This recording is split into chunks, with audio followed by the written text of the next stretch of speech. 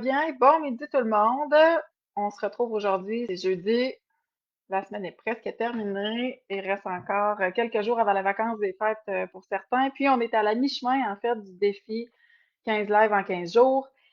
En fait, ce défi-là, c'est quoi? C'est que je me suis moi-même donné le défi de d'oser là, venir comme ça en live sur Facebook pour vous parler en fait de différents sujets qui vont vous servir à propulser, préparer votre année 2025. Donc, en même temps que je me mets au défi, je te mets aussi au défi de participer à ces lives-là. Donc, c'est une séance express, 15 minutes, pour faire de l'introspection à propos de ton année 2024, mais aussi préparer ton année 2025. Donc, même si je suis travailleuse sociale, ce n'est pas de la consultation. Ça, c'est important de bien le saisir. Donc, ce que je te recommande de faire ou d'explorer comme réflexion, par exemple, ne doit pas aller à l'encontre de ce que un autre professionnel qui te connaît personnellement peut t'avoir suggéré. Donc, c'est pas de la consultation, ce n'est pas de l'intervention, c'est vraiment plutôt comme une espèce de guide à l'introspection qui va t'aider à partir 2025 sur des bases plus solides pour avoir de l'énergie et avoir le temps de faire ce que tu souhaites, ce qui compte pour toi. La semaine passée, ce que j'ai fait à chaque jour, c'est que je t'ai pisté sur une sphère de ta vie à évaluer pour en faire le bilan. Cette semaine, ce qu'on fait maintenant, c'est qu'on s'est demandé, OK, quand tu vas arriver en 2025, là, tu vas avoir une intention, une priorité pour agir. On a choisi cette priorité-là. On a réfléchi à ce qui te motive, en fait, c'est surtout ça, là, tu sais. Qu'est-ce qui te motive pour 2025? Qu'est-ce qui te drive dans la vie? Qu'est-ce que tu aimes? Qu'est-ce que tu veux mettre de l'avant? Toutes des questions qui sont à peu près les mêmes. On a réfléchi à quels sont les obstacles à l'intérieur de toi qui vont se présenter à la poursuite de tes objectifs, dont les peurs que tu pourrais avoir. On a réfléchi aux obstacles externes. C'est quoi qui va se présenter autour que soit tu peux contrôler pleinement, soit tu peux influencer. Il y a aussi des zones d'impuissance que tu as. Ça, c'est ce qu'on a fait hier. Ces lives-là, en passant, si tu les as manqués, pas de trouble, tu vas les retrouver sur YouTube, sur ma chaîne Annexe Consultation, mais tu vas les avoir aussi dans le groupe que j'ai fait qui s'appelle Ton Annexe. Donc, Ton Annexe, écris ça dans ta barre de recherche Facebook et demande d'être admis dans mon groupe. Tu vas avoir accès à des outils en plus de retrouver des capsules que tu as manquées. Aujourd'hui, ce qu'on fait, en fait, c'est on va se demander comment faire pour arrêter de perdre son temps. Tu sais, c'est un peu ça, là. Fait que en 2025, tu vas commencer avec des intentions, hein? Tu vas être super motivé. Quand la motivation va descendre un peu, il y a peut-être des peurs qui vont s'installer. Et là, ça te prend en fait des appuis pour continuer à avancer dans la trajectoire que tu t'es donnée vers tes ambitions. Fait que ces appuis-là, ça va être tes intentions. Ça, on en a parlé l'autre fois. Et ça va être entre autres de savoir identifier c'est quoi, dans le fond, que tu fais, les habitudes qui sont nuisibles, qui font que tu perds du temps, puis tu t'en rends pas compte que c'est des habitudes nuisibles nécessairement. Parmi ces habitudes-là que j'ai le goût d'explorer aujourd'hui, ou que je t'invite à explorer en fait, ce sont les excuses qu'on se donne. Et là, ce qui est le fun des excuses, c'est que bien souvent, on ne se rend pas compte que c'est des excuses. Hein? L'excuse, c'est l'espèce de raison que tu donnes spontanément pour justifier que tu manques de temps ou que tu manques d'énergie puis que tu n'as pas fait finalement ce que tu aurais souhaité faire.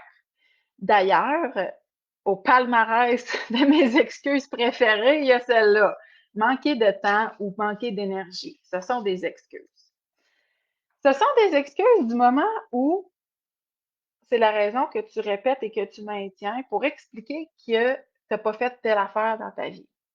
Pourquoi c'est une excuse? C'est que, dis-toi, quand par exemple, tu t'es dit que tu n'as pas été t'entraîner parce que tu as manqué d'énergie, qu'il y a d'autres gens aujourd'hui qui sont allés s'entraîner parce qu'ils se sont donné les moyens qu'il fallait pour en avoir de l'énergie. Ben oui. Fait que c'est simple de même.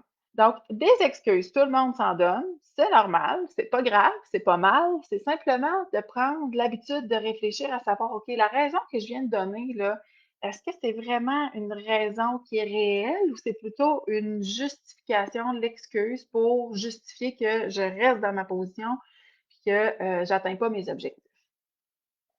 Je vais te donner, en fait, maintenant une liste d'excuses qui va pouvoir t'aider à identifier les tiennes. Peut-être que tu vas te reconnaître là-dedans. Fait que, il y a des excuses qui vont être liées au temps. Par exemple, dire que tu as manqué de temps, dire que tu es trop occupé, que ça ne rentre pas dans ton agenda.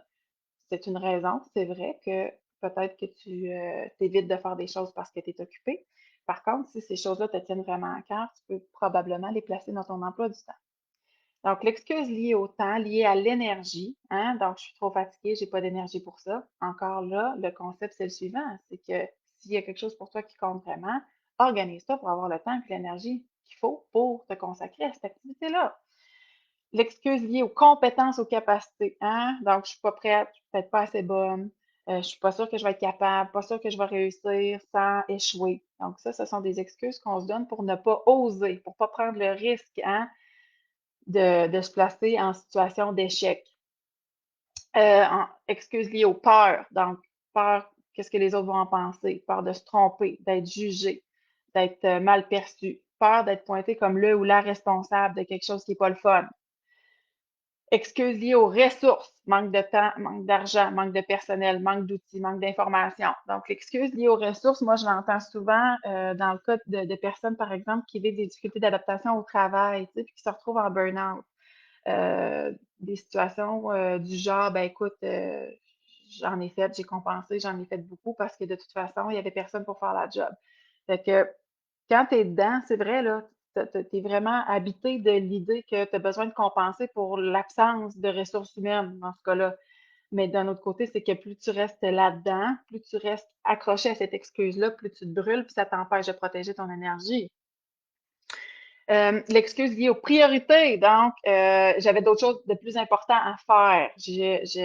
Ma famille avait besoin de moi, mes enfants ont des cours le samedi. Bref, ça, c'est d'autres excuses qui font en sorte que ben, tu vas éviter peut-être de prendre du temps pour toi, par exemple.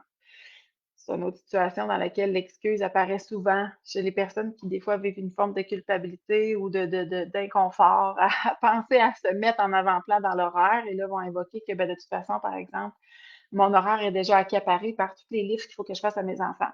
OK, c'est vrai. C'est vrai que probablement que tes enfants ont besoin de tes transports. Par contre, rien ne t'empêche de te garder du temps à l'horaire aussi. Donc ça, c'est une excuse qui est invoquée en fait pour justifier de ne pas prendre de temps pour soi, de ne pas se garder du temps pour soi.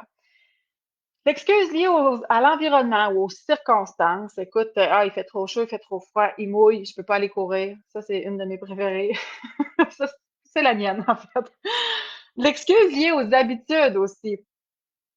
Bon, ben, c'est toujours ça comme ça que je l'ai faite, fait que je changerai pas aujourd'hui. Je suis faite comme ça, fait que c'est comme ça que ça va se passer.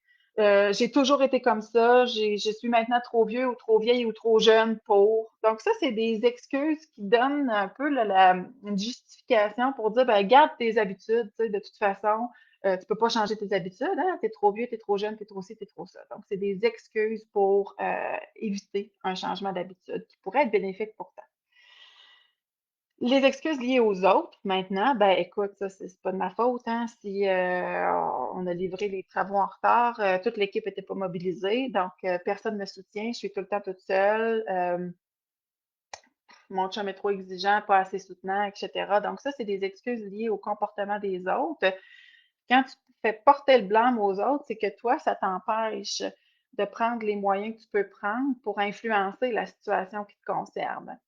Et à cet effet-là, entre autres, le live d'hier, donc le live du 11 décembre, là, a porté là-dessus. C'est quoi tes zones de pouvoir, tes zones d'influence? Puis c'est important de s'en rappeler de ce que tu peux influencer, de ce que tu peux contrôler. Parce que quand tu fais porter le blâme aux autres, quand tu donnes des excuses en attribuant une responsabilité aux autres, tu restes dans l'impuissance de changer les choses. C'est comme si tu t'en remets finalement au pouvoir des autres de changer ou non pour t'influencer.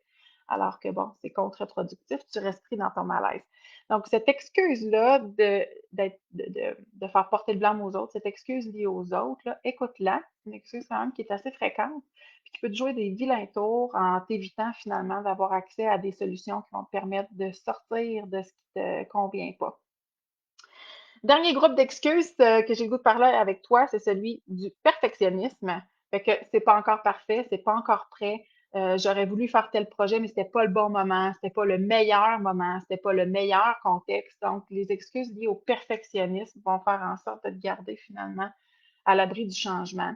Parce que plus tu attends quelque chose qui est parfait, qui est idéal, qui est mieux, ben, tu risques d'attendre longtemps. Donc, ces excuses-là, encore une fois, reliées au perfectionnisme, hein, c'est important de les identifier si on veut s'aider à avancer progressivement dans le changement, puis oser finalement, justement, là, te diriger vers tes ambitions en 2025. Voilà. Donc, c'est une liste d'excuses que j'ai passée très vite. Tu vas la retrouver sur ton annexe. Je vais la déposer là-dessus. Puis je pense que ça peut être intéressant là, tu sais, de venir la voir si c'est juste pour rire ou pour faire sourire, parce que c'est sûr que tu vas te reconnaître là-dedans de temps en temps, là, des excuses, on s'en sert un peu à tous les jours, différents moments pour justifier ce qu'on fait ou justifier ce qu'on n'a pas fait, en fait. Donc, viens la chercher dans le groupe Ton Annexe, puis fais l'examen, tu sais, la réflexion de te dire, OK, c'est quoi, moi, parmi ces excuses-là, qui sont les miennes, là, mes préférées, là? Dans le fond, c'est dans quoi je me reconnais là-dedans, là. Parce qu'une fois que tu as identifié dans quoi tu te reconnais, tu vas savoir aussi à quoi être vigilant pour agir autrement. C'est comme ça que tu peux faire un pas vers le changement. Euh, je veux juste penser si j'ai autre chose à dire. Ah oui, quelqu'un me demandait le fait d'avoir des excuses, est-ce que c'est bien que c'est mal? Tu sais, moi, j'évite d'aller dans ce type de réflexion-là. Je t'invite plus à réfléchir, à savoir est-ce que c'est souhaitable. Fait que quand, par exemple, là, je me dis que bon, j'essaie de trouver un exemple, là, mais que je pourrais m'entraîner la fin de semaine, tiens, si mes enfants n'avaient pas de cours. Là, je peux pas m'entraîner, hein, parce que ben coudonc, je m'occupe de mes enfants la fin de semaine. Ça, là, c'est l'excuse liée aux autres, là. Quand tu te retrouves là-dedans, puis tu restes dans ce discours-là, ça t'empêche de chercher des solutions. Donc, est-ce que ça te rend service?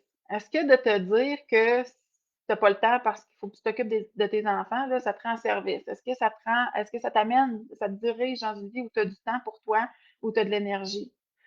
La réponse, c'est probablement que non. Fait que moi, j'invite souvent à dire, ben, on se sort d'une réflexion à savoir est-ce que c'est bien ou c'est mal de se donner des excuses. Non, c'est plus de se demander est-ce que c'est utile, est-ce que ça me rend service? Quand je me dis que je peux pas m'entraîner ou que, je sais pas, là, si il y avait plus de monde à la job, je serais moins débordée, j'aurais plus d'énergie. Quand je me dis ça me rend-tu service? Ça m'aide-tu à avancer, autrement dit? Ça m'aide-tu à protéger mon énergie, ma santé, puis à avoir la vie que je souhaite avoir pour être bien puis émancipée? Si la réponse c'est non, c'est qu'on va chercher des solutions ailleurs. Et ça se peut que tu aies vraiment l'impression d'être coincé dans ce qui se passe pour toi. Ça se peut réellement de te sentir pris et de dire ah, si, on n'a pas de solution, pas avec ça. Qu'est-ce que tu veux, mes enfants, il faut bien que je m'en occupe. Mon fils, il faut que je le fasse manger. Puis mon boss, ben, il faut bien que je donne les livrables qui attendent de moi. Oui, c'est vrai, mais il peut y avoir quand même de la souplesse à apporter là-dedans. Et c'est là où c'est important de dire, OK, quand je me donne l'excuse je m'empêche d'assouplir ma façon de faire les choses pour rendre ces choses-là plus harmonieuses pour moi.